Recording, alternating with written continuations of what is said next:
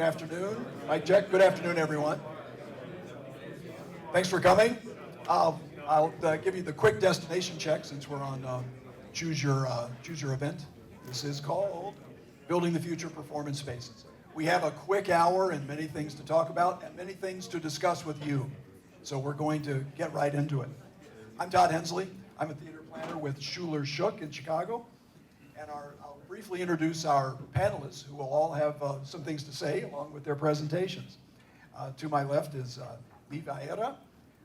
Liv is the founder and artistic director of the Invisible People Dance Company. She's recently opened the Jillat Sami Dance Center in Sweden, which she'll be presenting to us. To her left is Sybil. Sybil is a principal with Diamond Schmitt Architects and has some fascinating projects to share with us. And to my far left is Joshua Dachs, principal with Fisher Dachs, Theater Planning, Arts and Design. So the three here have some presentations. They'll share those. We'll have a bit of conversation, but we really want to be sure that this room is engaged in a lively conversation. And with 60 minutes to go, we'll jump right in. So I'm going to hand this over to Liv. Amazing. Hello, everyone. My name is Aira. I am from the very north of Sweden, from Sami. And I am indigenous from that area. I am Lule Sami, which is actually a minority within the Sami culture. I'm an educated dancer and choreographer with a BA in dance and a master in choreography. And when I did my MA in dance and choreography, I was researching a lot about my indigenous background to see what I could find in our dance history. And I was very actually devastated when I found out that our culture has been so suppressed that we don't have any traditional dancing remaining. There is only words about the inside and the outside movement and description of different rituals. But even though these descriptions, people always said, oh, we don't dance. So, but I had this strong urge that I wanted to dance and combined it with my home, the beautiful culture that I just love. We have a lot of art. For example, I'm dressed in our traditional outfit today. It's called the colt, and this is called the doji. So I worked a lot with other art forms that has been remained from Sami within my art and combined it with contemporary dancing. This last years, the more I work and create art, I've been meeting other professional educated dancers that also are Sami and wants to incorporate their artistic work with their background. And I realized I have to create spaces for us to share our art. So I have a Sami Screen Dance Festival, love that. And I also have an outside festival in a nature reserve. We can host 5,000 people each summer for each show, and you sit on cliffs, and it pours waters like this, and you can drink the water where you sit. And in the end, there is this 12 times 12 meter stage where we have all the arts. A while ago, we can press the video, I had the regional woman that's responsible for the dance in the north. She said, it's so great that you create job opportunities. Let's take some time for you to discover how this could be more long-term sustainable. And the first thing I thought was, we need a space. We can't go all over the world to create our art. We have to also be able to create our art at home. And to my big surprise was that we had this amazing museum standing empty in my municipality where it only lives 4,500 people in total. And it had been empty for 10 years. And I had to call Jimmy, my producer, was like, hey, you have to come to Jokkmokk now. This is an amazing place, empty.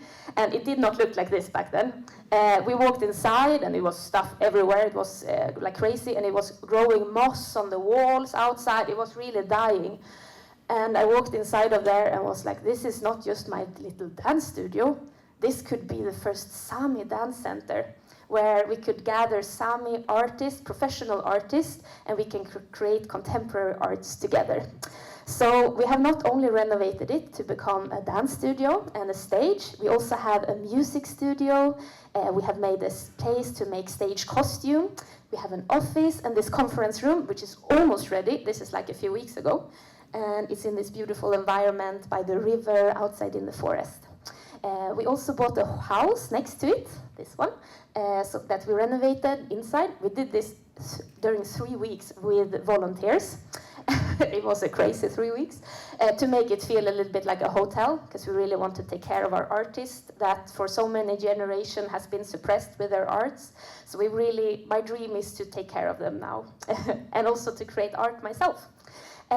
So 16th of November we opened this place and I invited 30 Sami dancers to come and join us. 15 of them arrived and we had dance classes together for a week and we created this show. And it arrived 150 guests from 22 countries to join us in this little village with 700 people. Yes, and here is some of their art. It's contemporary dance and circus, and we all have in common our heritage, which could be very different to each person. Our main focus is art residencies that we want to invite not only Sami artists, but we want it to be a home place for the Sami art to be developed. But we are very happy to invite artists from all over the world that maybe share similar mindsets, maybe similar cultures, or are just curious to get away and create art in an exciting new environment. Yeah, and what was funny when I invited all of these artists is that no one asked for a classical stage. Everyone wanted people to sit on the floor, look on their art by the fire or through a window, and I think that's kind of cool. It's a place where movement can speak when words fall short. A place where stories carried in our blood can be shared, felt, and remembered. In Jillat, each gesture will honor our ancestors and bring our collective spirit forward. Yeah, so it was a very beautiful week, and you could see the guy from the municipality, he arrived. They don't have so much to give, but they really showed their support by being behind the idea, to coming and tell that this is important and to get the whole community together. Yeah, so that's probably my 5 minutes. Thank you. Thank you. Thanks very much. Beautiful new facility. Sybil. Great, I'm going to advance this slide here. I just want to start with a land acknowledgement. I'm working with the Lenape Center here, and I want to acknowledge that we're in Lenape-Hawking, the traditional territories of Lenape, and acknowledge the generosity that my collaboration with the Lenape Center has been, and also acknowledge their continuous relationship with the land despite their forced removal. Lenape Center also interested in, and other indigenous communities that we're working through with, looking for that sort of footprint of place, a center, physical center, a cultural center. So for me, I just have so much admiration for what Liv's been able to accomplish and look forward to seeing what you're doing next. I will advance the slide here.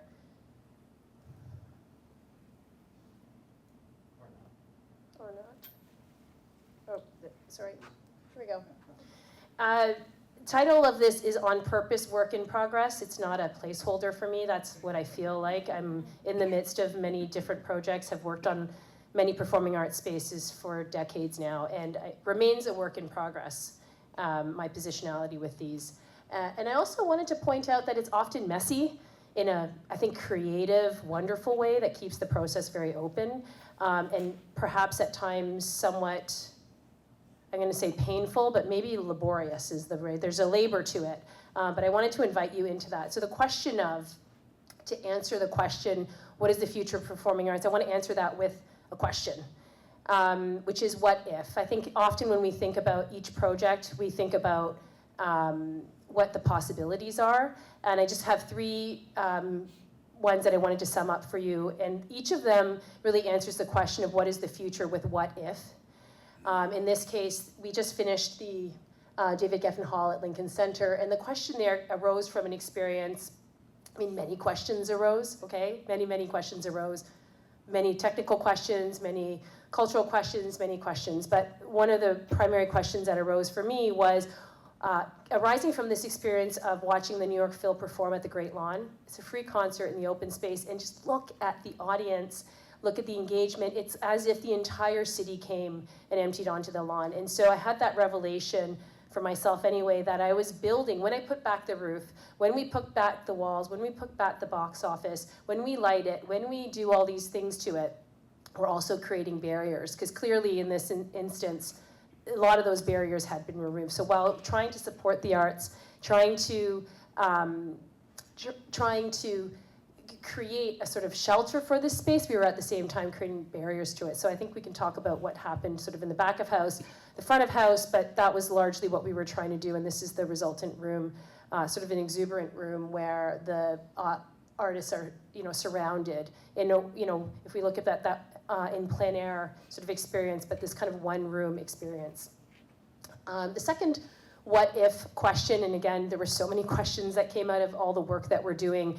This is Four Seasons Centre for Performing Arts in Canada, the home of the Canadian Opera Company, the home of the National Ballet.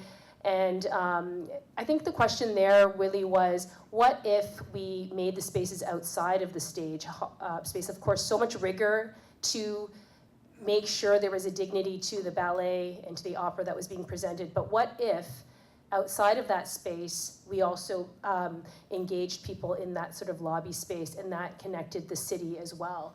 And so we created City Room, what we called it. Was kind of originally a studio title, but became the name of the room, the City Room, in front of the building, and it was very transparent. And you could see people during intermission, you could see the sort of lunchtime performances that were happening in the space. And it meant that all the infrastructure for lighting, power, acoustics and so forth were then integrated into the design of the lobby spaces and beyond. And I'll come to this if we have a question about it, but there was a connection largely to do with what else happened decades later on the roof. Some beekeeping, cheese making is involved, there's a wheel of cheese. It all comes together in a very tidy scribble of a story, but it does, I think, resonated for me in terms of what connections could happen in the city when we brought people together. And then this is the last project I wanted to show you, which is the client asked us, what if we didn't have enough money to build a new building? What if we don't have the schedule and time to build a new building, but we want something totally different, we want something totally new? So we kind of came up with this idea of a lightweight canvas. We scanned the room, we created, we looked at a series of fabrics, and we created sort of pixelized space, lightweight, technically removable, and reversible, but that the canvas would change and support whatever was happening in that space. And on the left, your left, no, it's both of it's my left and it's your right now. It's the filming of an Amazon series, I think it's called The Boys, and it's the funeral of the Invisible Man. Maybe that means something to you, but I often go back to spaces and see how they're using it. Are they actually using the capability of pixelizing each space? And they are, which is great. And then lastly, the question. So first of all, every project we ask the what if, but also asking how are memories made in these spaces. And the experience I had when we were removing the seats at David Geffen Hall is that an old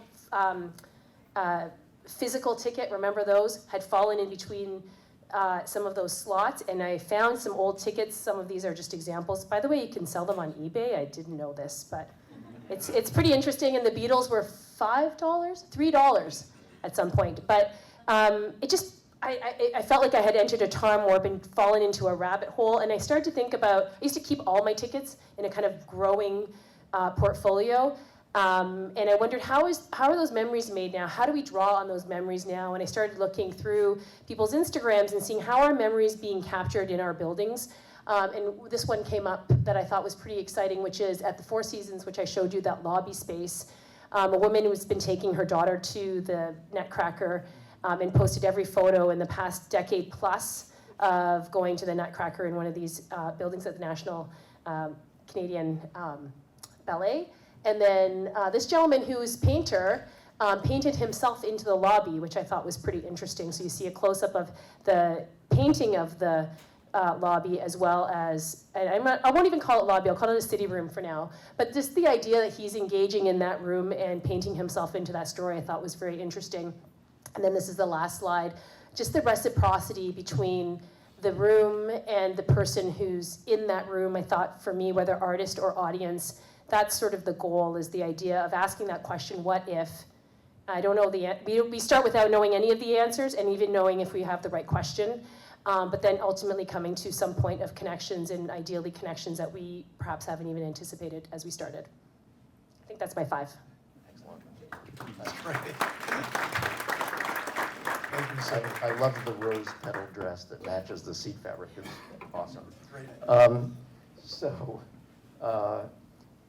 Let me see. I'm sort of a skeptic when it comes to making generalizations about the direction that our field is headed in. I tend to think that the pace of change is generally measured not in events or years, but in decades or the lives of artists or institutions over time. And actually, the trends that I've been seeing since the pandemic are the same trends that I was seeing before the pandemic. I don't think that's really changed. We've seen organizations be motivated by certain things. And there's a commonality to this, probably with your experience. You know, they're all trying to expand their audience one way or another, looking for more income one way or another, engage their communities in new ways, and to whatever extent, and in whatever way it means to them, engage with future directions that artists are coming up to. And sometimes that has to do with venues, but often it has to do with programming as much as anything. But people are thinking about their buildings in different ways. And again, since way before the pandemic, we've been asked to make more traditional, conventional venues be more flexible. You know, at the Tobin Center and now in other places, we designed a flexible floor system that allowed them to convert it so that they could have a morning rehearsal of a symphony orchestra, flip the floor, do a banquet in the afternoon, flip it back and do a concert that night. You get to rent out the room, the same room, for more parts of the day, and that's a win, right? So, but at the same time, sort of more than that, we're seeing people ask for flexibility, not in the sense of a conventional room that is able to do a couple of tricks, but a room that's not conventional, that is in some ways a mashup of a black box theater and art gallery and an event space or something. So, you know, we've been working at the Park Avenue Armory since the organization took the building from the National Guard, and we've refitted the infrastructure to accommodate performance and other kinds of events. And I've had the great good fortune to work with most of the incoming artists to create new seating arrangements or ways of putting people together to support the kind of work that they're doing. And that's been very, very exciting. You know, the building is 150 years old, but it's doing contemporary art. It's one of the leading contemporary arts venues.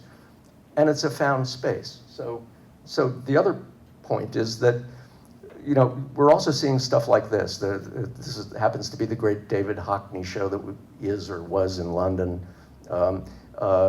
You all know about the Van Gogh shows, the endless Van Gogh shows that are traveling around.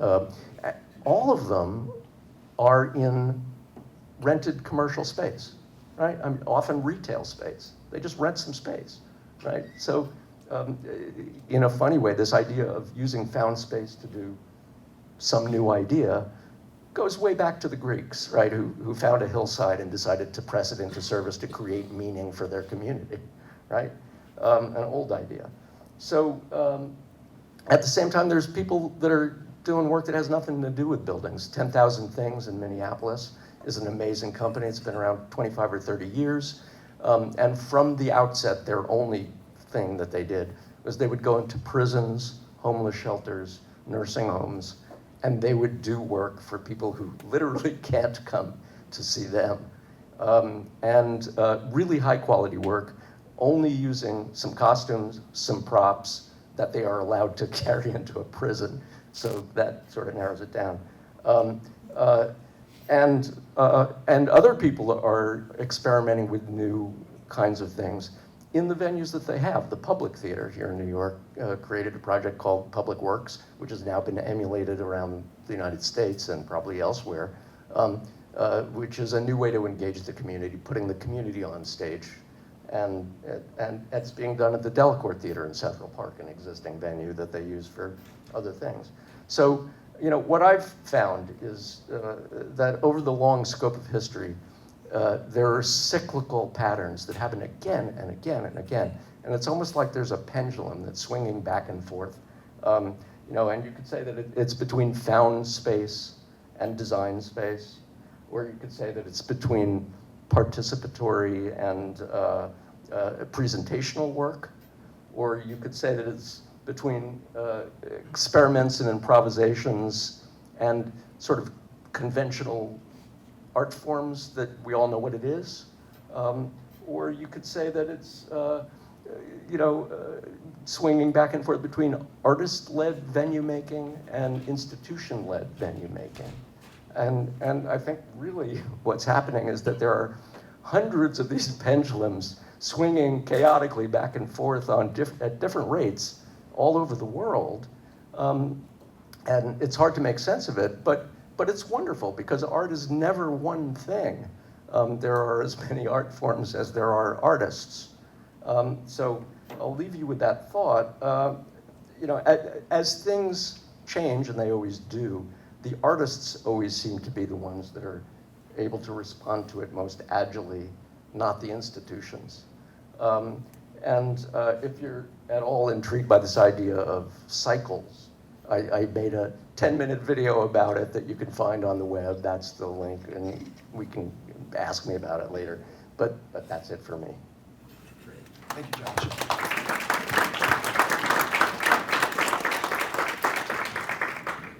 We can see some commonality here across the three presenters.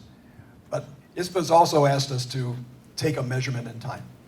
We all met here 5 years ago, and 5 years ago we said, oh, I hope this virus doesn't cause a problem. None of us knew 5 years ago that 60 days later we'd be locked down, there would be millions of deaths around the world, and our institutions would close for at least a year and a half, 2 years, depends on the company. So I think the description of this panel, what's emerging, what is reacting now at this moment, and Josh, putting it against your long arc, and Sybil against your long arc of developing buildings. If you were to place a thermometer on this moment, 5 years later, we're going to hear 5 years later a lot in the upcoming months. Where do we stand?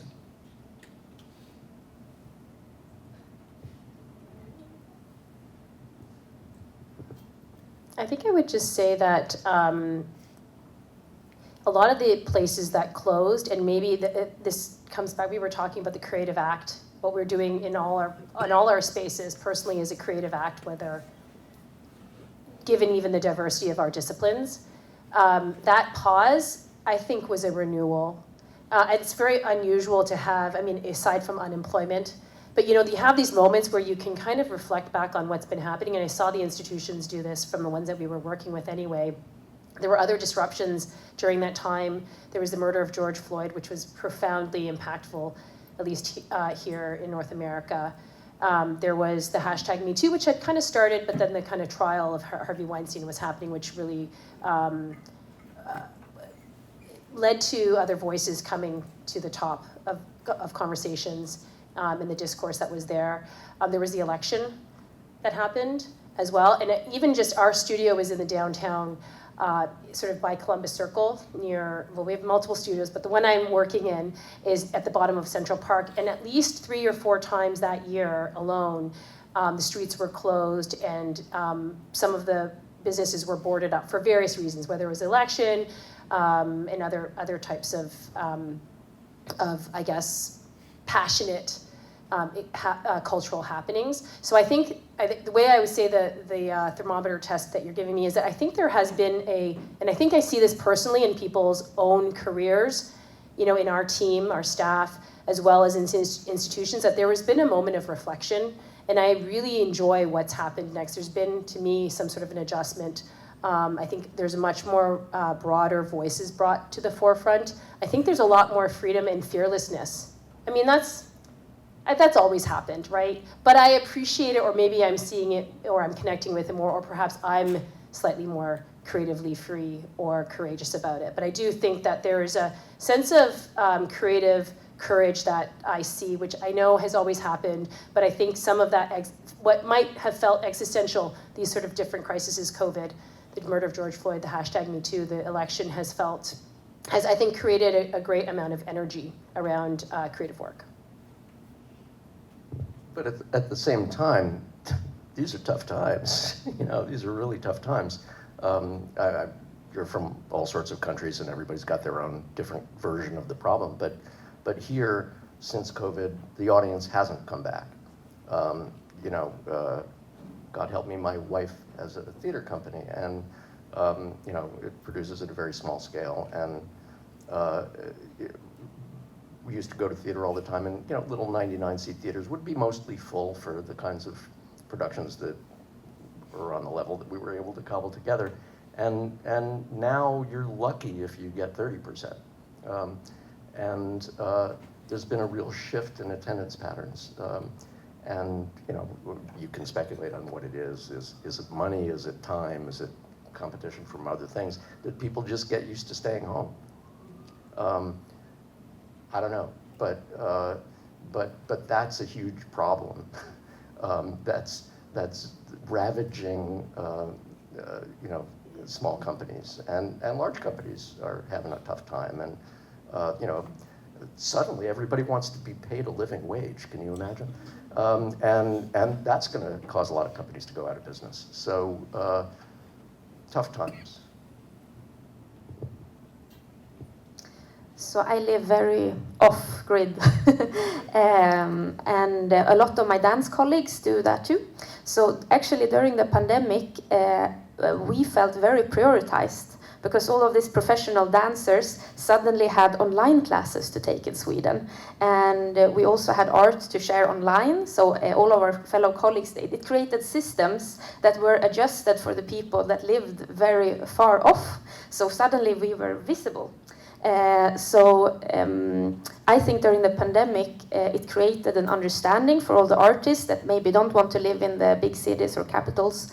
And I think we also bring that knowledge back with us now when we created the center. And also for example, the Art Council of Sweden and the regions in Sweden, since that's my perspective, it was easier to communicate with them after the pandemic than before, because I didn't feel maybe they understood how many we were or how much we were needed. Also during the pandemic, they created statistics for the first time in the Nordics of how many shows had to be cancelled. And the government realized, oh, is it actually going on this much shows? Actually, the freelance artists are producing more shows and then the high-paid institutions. So I think during the pandemic, it created a shift, a lot in knowledge about how the ecosystem of art in the Nordics worked out. So personally, for my community, I think it had some positive things coming with it. It created an understanding because we started from a zero capacity of audience, and now we're building it up. I guess that restart also created an opportunity for people that maybe didn't have an opportunity before. Yeah. Fascinating. Thank you. I think that touches on something I'd like to deepen on. This group held Zoom calls, ISPA Connects. And the only way we could connect in 20 and early 21 was to be on the monitor. And to a person, everyone said, I can't. But electronica has broadened your market and connected people in different ways. We used some electronics at the time to try to capture, to try to produce and deliver. So I wanted to ask this group, where do you see that technology Going forward in the live, now that we can breathe that air together, does technology and the media still have as strong, or potentially as strong, a position in our live spaces? We don't have to go in this order all the time. I was going to just add one more thing. I have a practical response to the question about the COVID and the time, the sort of the thermometer. It cost a lot more to build after COVID. Okay, so that's out there, and I think we're only just starting to see the softening of that, but not as dramatic a softening as the spike in the prices. So I think that should just be out there. In terms of technology, that is a really big part of what we're being asked to integrate, right? So I think creatively, if we go back to how we approach these projects with asking that question, what if? I think largely when we install and integrate the technology, there's a sense of how it might be used, but then there's also like, what if this happened and what else could happen? And so I think that from a finding the resource for it, capital, is still a really big part in terms of all the projects that we're working on. Making sure we're optimizing it, because it can very quickly become a very big part of your capital resource, but making sure that we're not leaving out any of the possibilities that might happen in the future. I'll only add that I think there are technologies that have emerged that people are starting to use that allow the same show to generate more revenue with a virtual audience, right? So a colleague of ours in the office worked with Baryshnikov and some small theater company to do something called The Orchard, which was at the Baryshnikov Arts Center, which was presented live each night, but there was also a way that you could buy a ticket and log in virtually and attend virtually. There was additional content created for the virtual audience who got to interact with the show in a different way, and I think there'll be more of that idea of, you know, yes, you can come to see whatever Gypsy on Broadway live, but now you can also attend virtually, and the ticket is less, maybe. Anyway, so I think that's going to happen and be helpful. And Liv, will you be presenting electronically from your center? Yes, I hope so. Definitely. No, but I can see a clear future, because we have many cities around where we live that are very small cities. They are like, yeah, maybe we would have 5 people to come and see something in the library. And these people that has this library, for example, they ask, oh, can't you live stream a show? We would love to be able to access it somehow. So for me, it feels very important also for these individual small communities to be able to take part of arts. But also the opposite. Imagine to have the big Royal Ballet from somewhere doing the Nutcracker in our cinema. So even bigger productions can come to our smaller space. So I think it's a question of access, not only because people, also maybe it can also encourage people to dare to come. Why would someone go for 4 hours in the car to the city to see art if they don't know what dance is, for example? So I think it can also be a friendly introduction and a way to incorporate a bigger society. Yeah, I see a future with the technology. There's one thread I want to ask before we open it up to the group. I'm sure this group has plenty of questions. We talked about opening up the Performing Arts Center, the theater, the live performance space for more of community use, more welcoming in that isn't necessarily tied to performance. You have a great example at Lincoln Center with the Geffen. So I'd like to, and I think that those moves were perhaps contemporaneous with COVID, but they seem to have found their moment in a big way now as we all come back and wish to be together again. Sneezing notwithstanding. So are you hearing clients responding well and digging into the community center use? Are they willing to take on that extra admin burden and patron service burden that isn't attached to a ticketed event?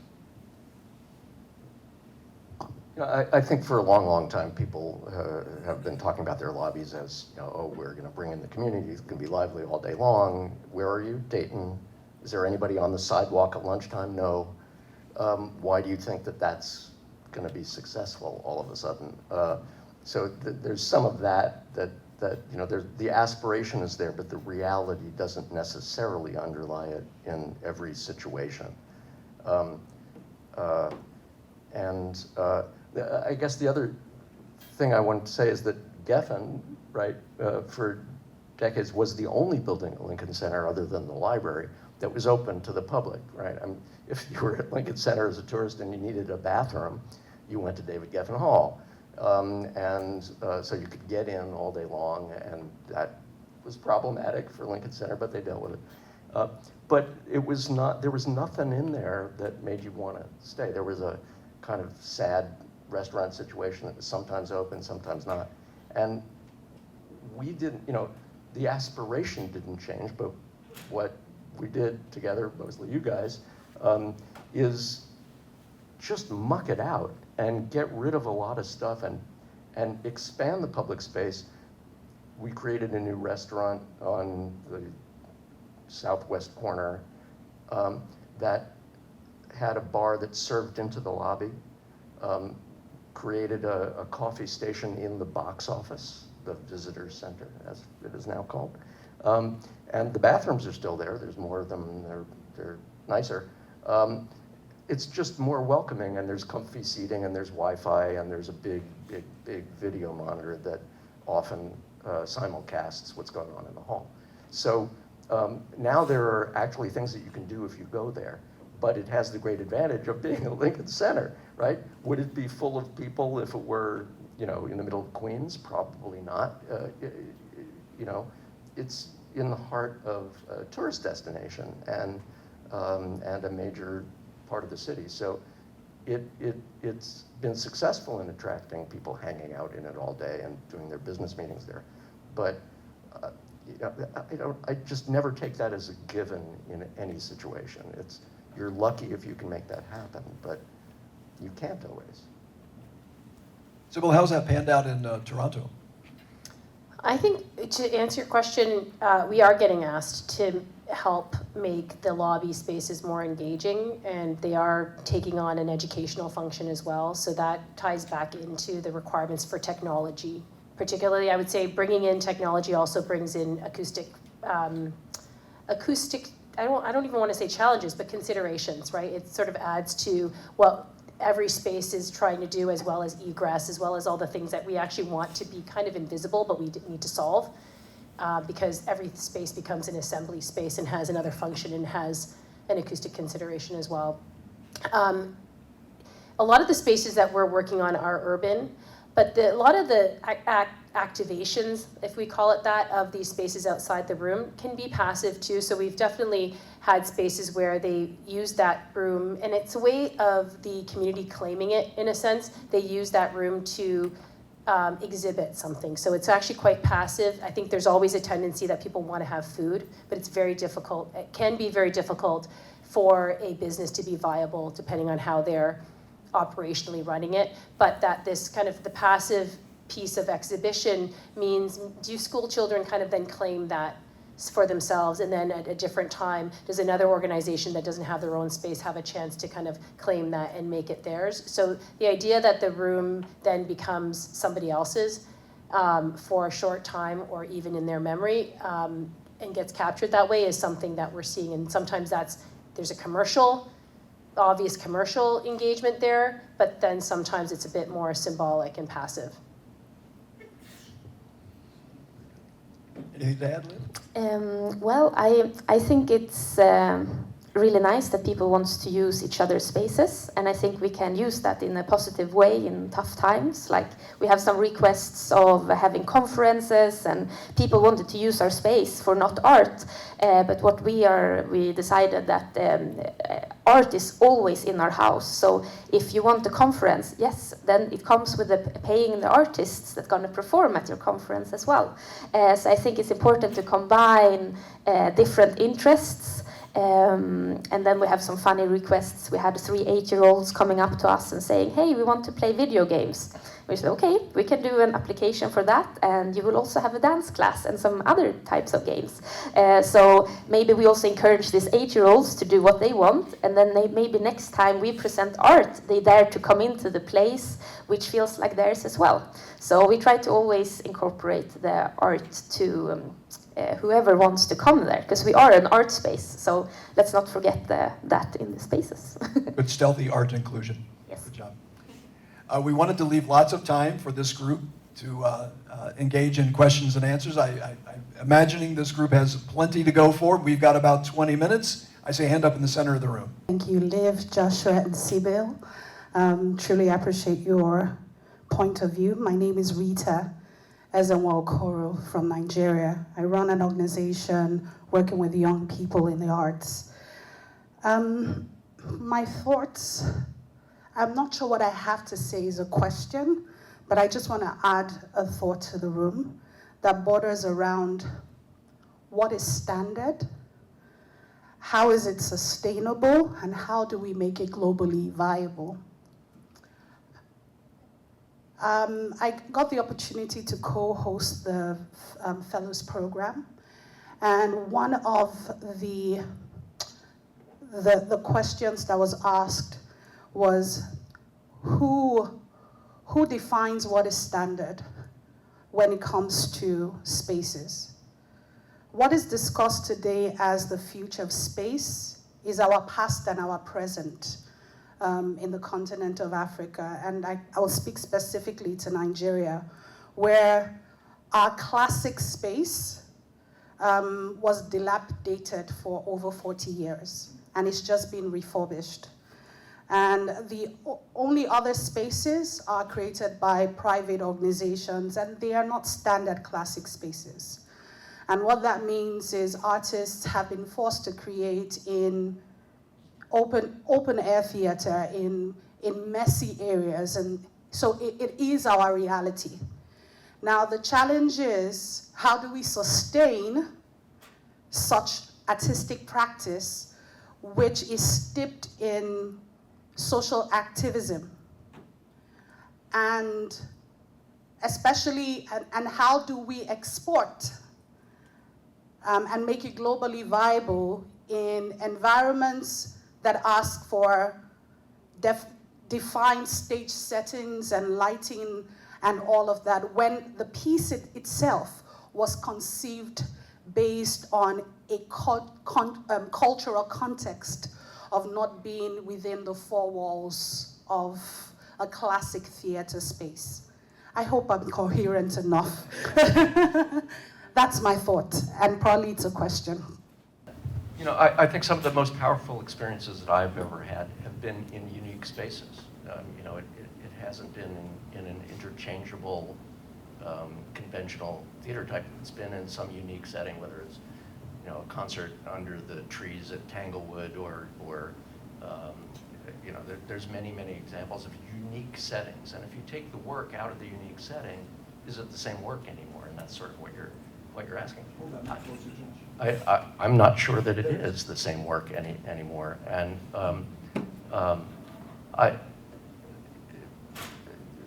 this is ISPA. There's a lot of touring and stuff that underlies the premise of the organization, but not everything has to tour. You know, it's okay if you're successful in the place in which the work was born, and if that work serves that cultural context and adds meaning to the lives of the people that see it. And it's okay if somebody in another culture just can't relate to that particular work because it's out of context. Yeah, that's sort of okay. Let it be what it is I guess my opinion. I'd rather see something where it was born, and stuff that is, yeah, I'll stop there. It's okay. It's so interesting what you're saying about what is standard. And I mean, for me, the first thing I thought of was dignity, like dignity to the artist, regardless of whether it's, you know, born from the street, like breakdancing was, and all of that. The idea that there's a dignity to that and protecting them, because it's also hard on their bodies if we're talking about dance. But the idea that the rooms are then somehow diminishing the ability for a certain type of expression, I think that's something that would be of great interest to us. And we've worked in spaces where there's quite a bit of like physical flexibility. Prosceniums fold away, floors and lifts of stages move up and down to create a sort of, you know, theater in the round versus a flat floor versus a kind of frontal presentation and all of those things. But I think largely those are sort of physical responses, and for me, I think from a value point of view, it's really what is the dignity of that work and how do we protect its, you know, fundamental expression. I'm just thinking that we maybe need more artists, meeting artists also, that we will not be afraid of having maybe artists in the board, of bringing other artists in to have that dialogue from an early stage, and also meeting humans with humanity. To listen to the artists that you're programming, their needs, and not be afraid. Like, I was so afraid when we were going to open my venue 2 months ago, because we were going to put all of these cultural bosses on the floor. And it was very natural and obvious for everyone for us artists, but it was a little bit scary to put people from this outside context in that space. But it was not as scary and horrible as I thought. It was, they had a really nice experience, and I think we should not be afraid to go outside the box, I guess, because we are not a box, we're like a round bubble flowing around all of us, and we should just, I don't know, feel it and embrace it, I guess. But it's a very, I thank you for your words. Yeah, it's important. So glad we have a choreographer on the panel. Other questions? I just want to say congratulations. What a fantastic thing you've done in repurposing. And it kind of segues into the question that I have for the really serious professional architects and space designers in the room. I have 2 clients that are collectives of small independent arts organizations who are dying for space. They've been doing found and making it work, and for the longest time on tiny budgets. And I think we all know that the vast majority of people who work in our sector are small. So they're never going to have one of those beautiful big spaces. They might share it occasionally. And I've had the pleasure of working in one of those. And I used to work at Canada's National Arts Centre, so I want to acknowledge the incredible work that Diamond Schmitt did making transformation of that space as well. I've already done phase 1 of feasibility study for one of these clients, which is a dozen visual and performing arts organizations of very small size, including disabled artists, and limited resources, and looking for really creative solutions on, we're designing an arts hub, and because everybody said, yes, we want to share. And I love that. It's a great spirit of wanting to share that comes from small organizations. But I'm feeling now, partly because of the costs, thank you for mentioning how much costs have gone up, that we have to be really creative now in terms of how we repurpose. And again, congratulations for doing that. That I can help work with my clients to figure out how they can find the space that they want. Is there somewhere globally that we can share best practices, post-pandemic ones if possible, on creating arts hubs for small organizations with limited resources but massive amounts of creativity? For some of the smaller organizations, we've done quite a bit of pro bono work, actually. I found that as we were programming it, we needed to collapse some of those spaces, because basically there's a direct correlation between area that you're building and volume that you're building and cost. And if the objective is to keep the cost low, then we need to start looking at the list of functional spaces that you want, and then which ones can share. Can your lobby actually also be your performing arts space? Can you enter onto what would be your sort of play area, and then it sort of changes? And so we started to go through that, and I think it's, again, very different and specific to each client and each organization and each artist. But we started to look at that list of all the different functional requirements, and then we started to collapse it, and we were able to, in many cases, reduce those projected areas by a significant amount. But that's sort of the first step, is to try to see what you can do that overlaps, because this building is expensive. We did that. Yeah. So, next step. Look for found space. Look for existing buildings. It's greener to repurpose an existing building than it is to build a new one. So consider that. We were dreaming very big, and then we were telling everyone, this is what we are doing. And we did a really nice book, and it looks like it costed a lot of money. But we actually just printed 10, because we couldn't afford more.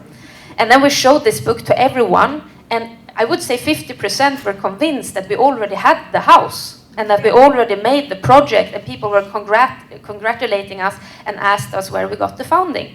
And we said, we don't have any funding. And people thought we were lying. So we almost were starting to fight with people because, so I would say, make a really, really, really clear dream. Make it so clear that it exists in your head, and convince people it exists. And then we've been working with many volunteers. It's amazing what people want to help out with.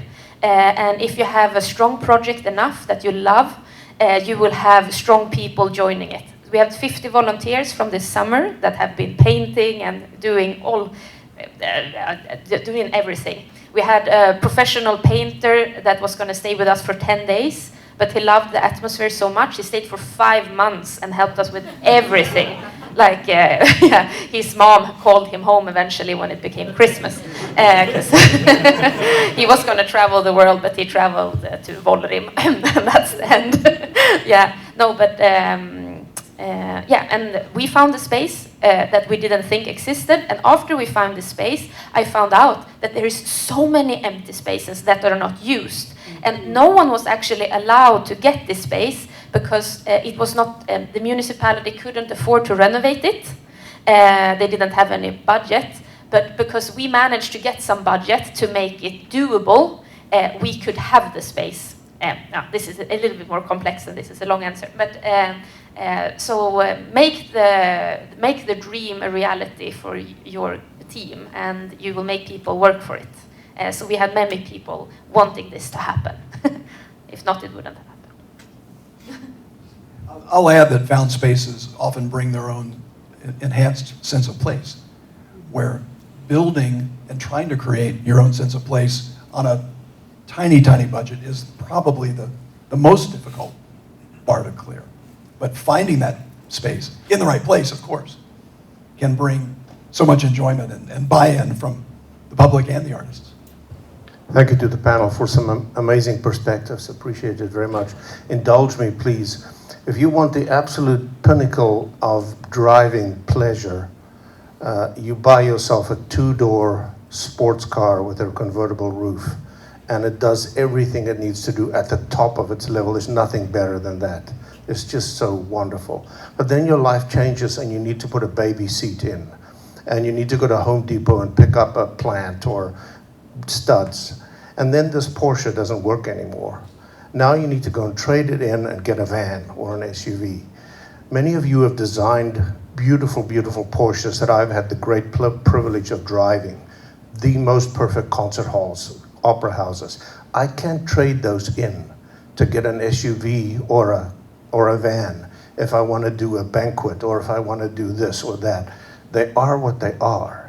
And how do you wrap, and I'm linking the question to the title, how do you think about building new Porsches without creating the same problem over and over again and giving me a Porsche that I can't trade in? I was just going to say that each Porsche is, it feels responsive to the particular client that we're asking for. So there's a quite bit of maybe a year or more of conversation about what is the car. It might actually not be a 2-wheeler. It might actually be something that it might be a hatchback that looks like a Porsche sometimes and sometimes can behave as a hatchback. So I think that the idea that there's a specific type, that maybe they fit into a typology, but I don't think they're as similar or maybe as inflexible as maybe they present. Because architecturally, I know for us as a objective, we actually want it to feel like this is purpose-built. This is for this one performance. And many of them, you saw the one that is a pixelated canvas, that should feel like that was for that particular artist, but then on another night could actually look quite different, and you wouldn't know that unless you revisited it to see that it had been transformed. So I think the goal is that the experience is that there's a really strong character in the space that is supportive and reciprocal with what's happening on stage, but that actually that can be quite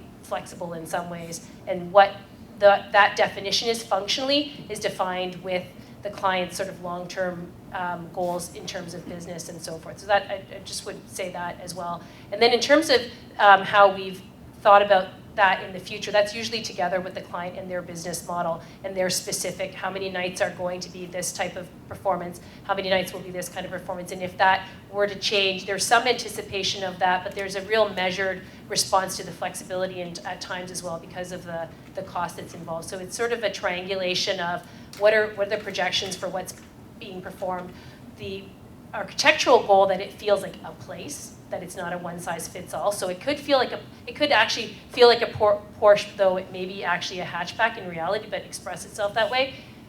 Now I want to drive a car. And then also just the kind of functionality that they know they need.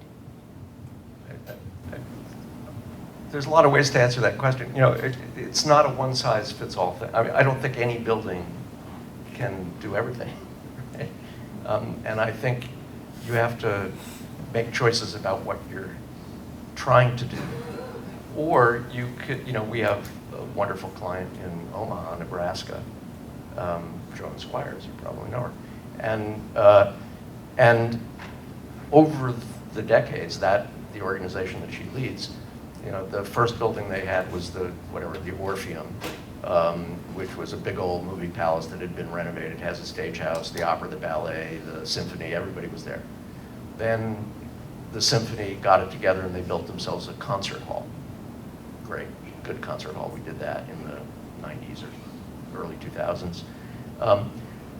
Then Joan sort of looked around at this new landscape here in the United States of GA rock and roll venues, which are mostly commercial enterprises, and said, hey, you know, why not a performing arts center? In fact, Kentucky Center for the Arts got there first. They did a thing called Paris Town, which was a little smaller than it maybe should have been, 1,200 seats.